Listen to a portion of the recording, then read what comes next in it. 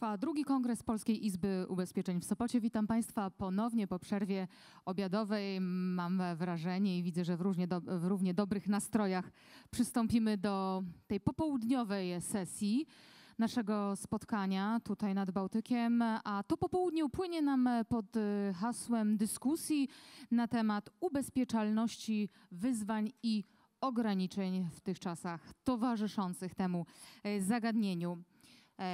Tego dotyczyć będzie również dyskusja panelowa, ale na początek wykład, który do tej dyskusji będzie znakomitym niewątpliwie wprowadzeniem, a wygłosi go Markus Wade, Senior Risk Manager for Emerging Risks, Munich Re. Zapraszam.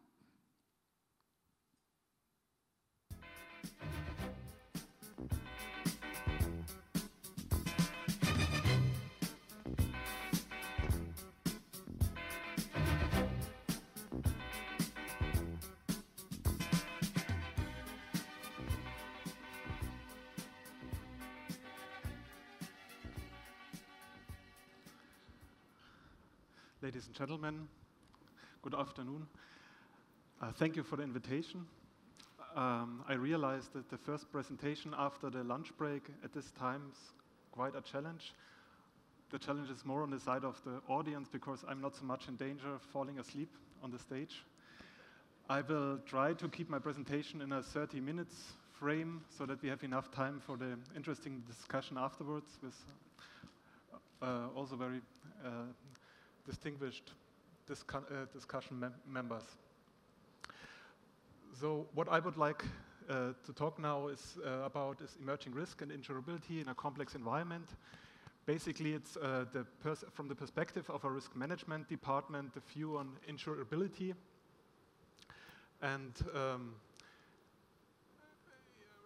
risk management at Munich Re happens on many different levels and in the different segments. So from the organization of Munich Re Group is organized in 3 business segments. It's the reinsurance segment with Munich Re, the Munich Health segment with our international health business, and the primary insurance business with the brand Ergo, where in the international organization, Ergo Hestia is one of the most important and largest companies outside of Germany. And the 4th segment is MEAG, our investor, where all the assets from the whole group are invested. Overall, we have around 50,000 people working at Munich Re, and you will find risk management units and functions across the whole group for the different segments, but also obviously for the different legal entities. And on the top and on the group level, the department that is responsible is called Integrated Risk Management. That's where I am also settled on. In the Integrated Risk Management is responsible for the calculation of the economic capital and solvency capital for the models, and also to prepare our strategic risk strategy process. The team I'm working in is called Group Accumulation and Emerging Risks, and the topic is to identify, assess, and start the management process of these kind of risks. We are a small team, only 5 people, but in this whole process of risk identification, much more people are involved. So there are people from the risk management units around the whole organization, but also from business units and other central divisions. What I would like to do in the talk is prepare a little bit the discussion we have later, and the topics I want to address is knowledge and insurability, the relationship between these 2 components. Then I will make a quick introduction how at Munich Re the emerging risk process looks like, and talk about looking in the future, the challenge of increasing interconnectedness and complexity in the risk landscape, and what it means for us as a reinsurance company or general for the industry.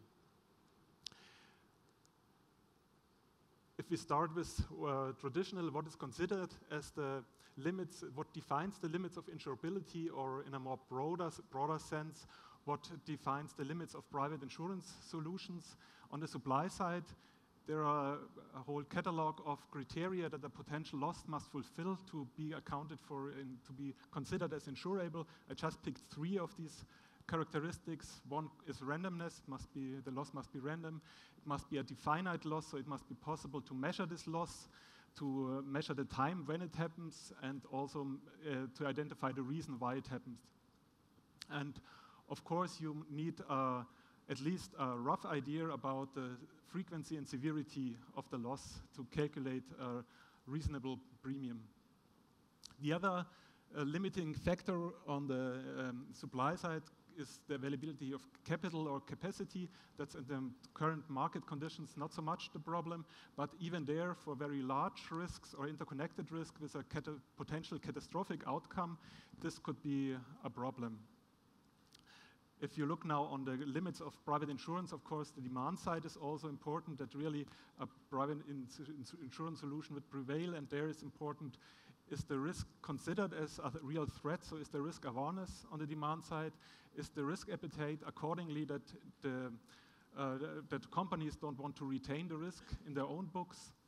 And most of all, the willingness and ability to buy insurance cover at a given price. So if the price is not affordable, there will be no private insurance solution, since it's just not useful for the companies or insurances. And finally, there are also from the legal and political side restrictions to limitations to private insurance solutions. The one is regulatory restrictions, where insurance is highly regulated and not everything is allowed. We talked this morning a lot about Solvency II and the new framework, and of course that also has some impact on what kind of risks will be insurable and what not. And also the role of public versus private insurance is an important factor, where you will see, for example, on the negative side, crowding out effects. If in the health sector public insurance moves in, or inefficiencies. On the positive side, it can be a trigger that it really enables insurability of large risks, for example, or make for a large group of people insurance solution affordable in the first place. What we are really concerned about in our team is the knowledge about things like frequency, severity, so the transparency of these new emerging risks, to understand their characteristics and gain knowledge about them. So this understanding these risks is not really a black and white figure where you have to reach a certain level of understanding, then it's insurable, or if you don't reach the level, it's not insurable. It's more a lot of in the gray area. If you look now to the area where you have a lot of knowledge, where typically your mature risks will be settled, there you have a lot of historical evidence, you have data. That's the field where also the actuarial profession is very much concentrated on.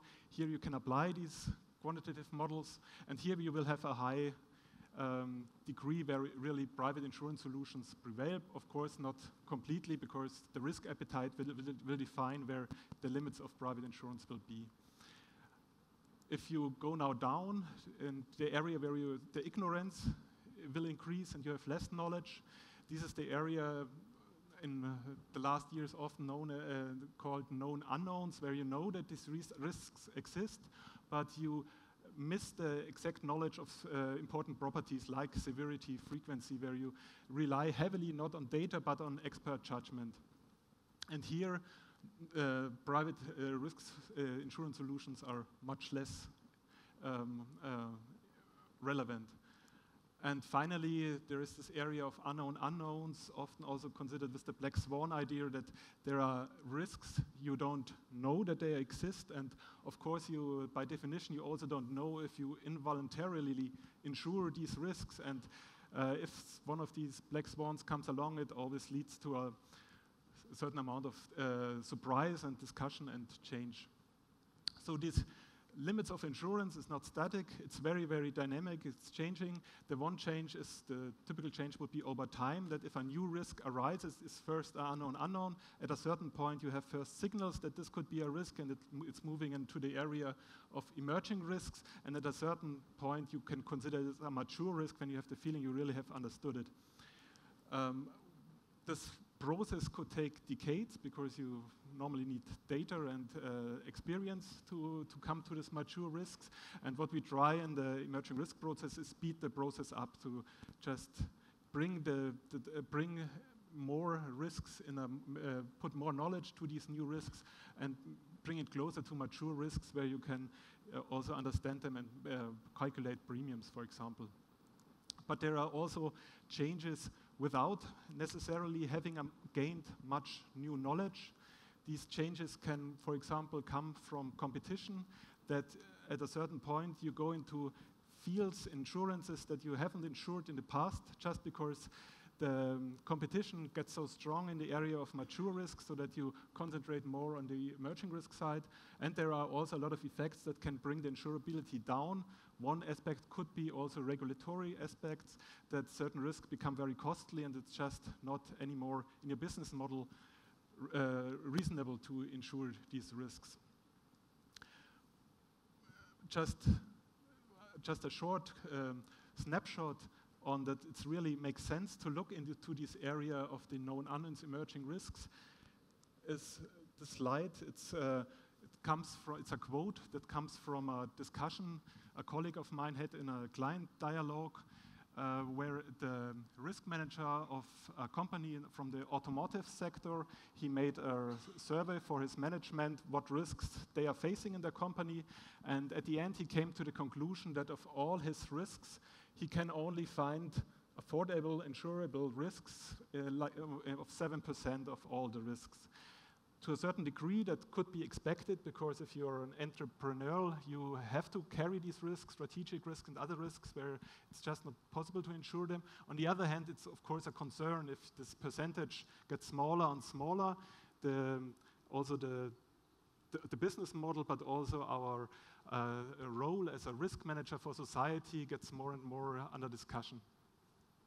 So it makes sense to look into these limits of insurability. If you look now in the past,